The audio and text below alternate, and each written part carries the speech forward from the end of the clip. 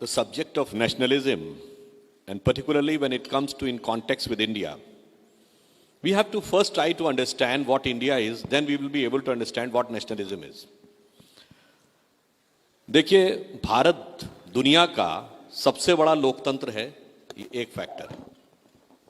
If you look from Eastern Europe to Japan, we are the only sustainable, pure democracy in the entire Eastern Hemisphere.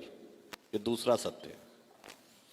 तीसरी बात यह है, if you look at the all great ancient civilizations of the world, Chinese civilization, Mesopotamian, Babylonian, Greece, Egypt, Inca, Maya, Aztec, Roman Empire, we are the only surviving civilization of the world. जो अल्लामा इकबाल ने कहा था ना कि यूनान, मिस्र, रोमा सब मिट गए जहां से, कुछ बात है कि हस्ती मिटती नहीं हमारी, सदियों रहा है दुश्मन दौरे जहां हमारा. वो कुछ बात समझने की जरूरत है. चौथा कैरेक्टरिस्टिक क्या है हमारे कंट्री का?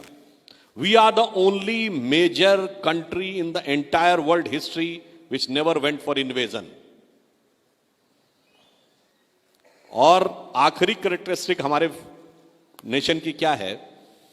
If I ask you, name a country in the world in which all the religions of earth are there, it is only India.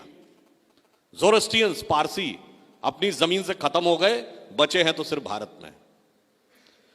जब इजराइल बना तो ज्यूज ने अपनी हिस्ट्री लिखी और हर कंट्री में उनके ऊपर जो जो अत्याचार हुए उनको उन्होंने डॉक्यूमेंट किया.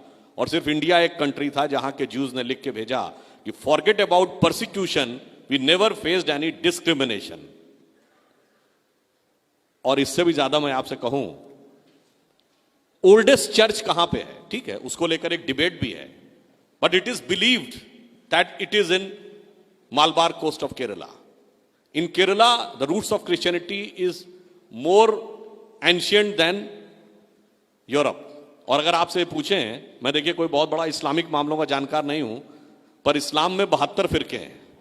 अगर आपसे पूछूं कि दुनिया का एक देश बताइए जहां 72 के 72 फिरके हों, तो कोई मुस्लिम देश नहीं है, वो भारत है. अब आपको समझना होगा वो कुछ बात क्या थी. यही एक कुछ बात है. देखिए, हमारा कॉन्सेप्ट नेशन का और आज का कॉन्सेप्ट नेशन में एक बेसिक डिफरेंस है. Today the concept of nation is a politico territorial nation. It is a part of land controlled by single political authority. हम कहते हैं geo cultural nation.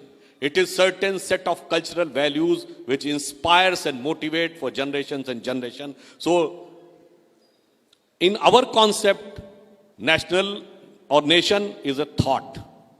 It is inspiration. वो एक जीवंत चेतना है.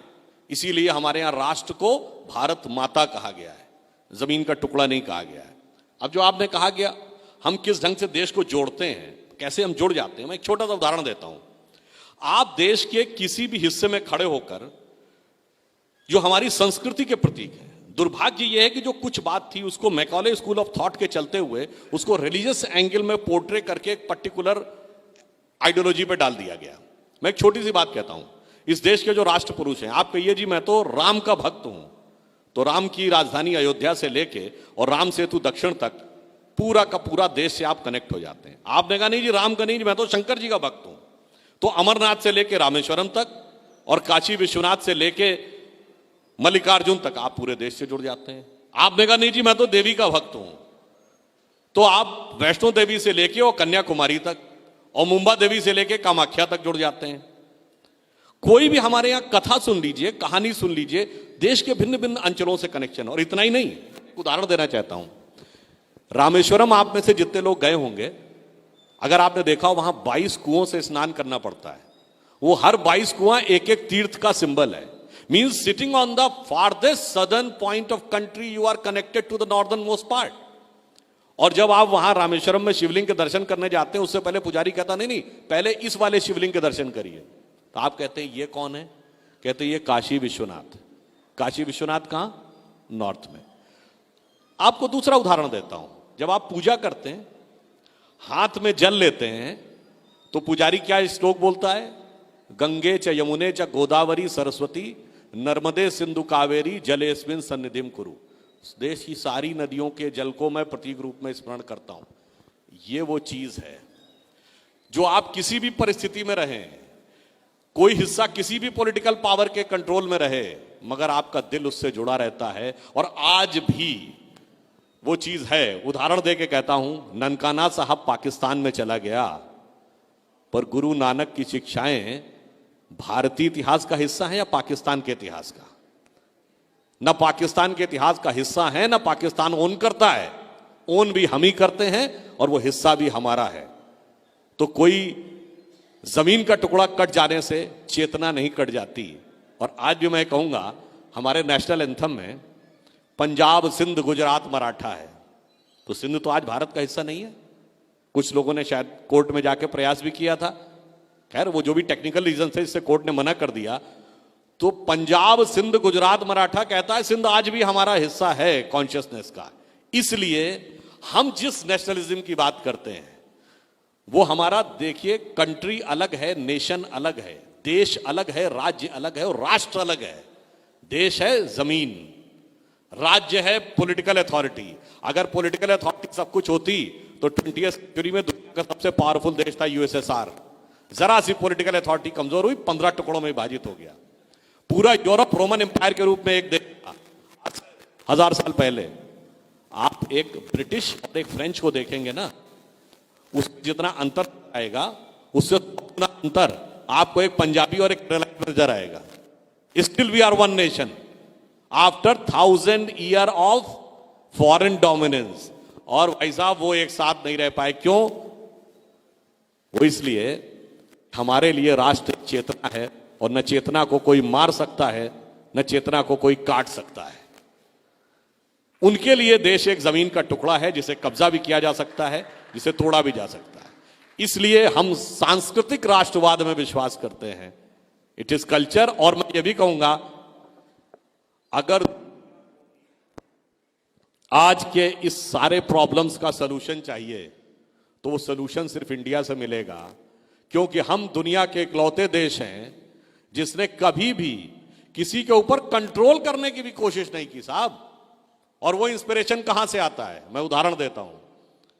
भगवान राम ने लंका को कब्जा किया रावण को मारकर, क्या उसका एनेक्सेशन किया? नहीं।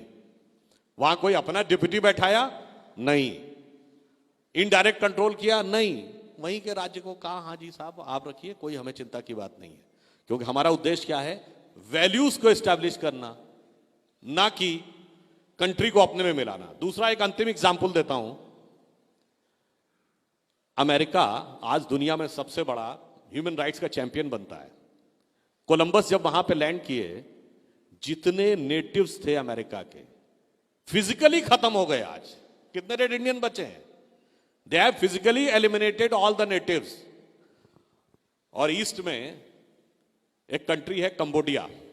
कंबोडिया का प्राचीन नाम है कंबुज। कंबुज इसलिए कि वहां कंबु ऋषि गए थे।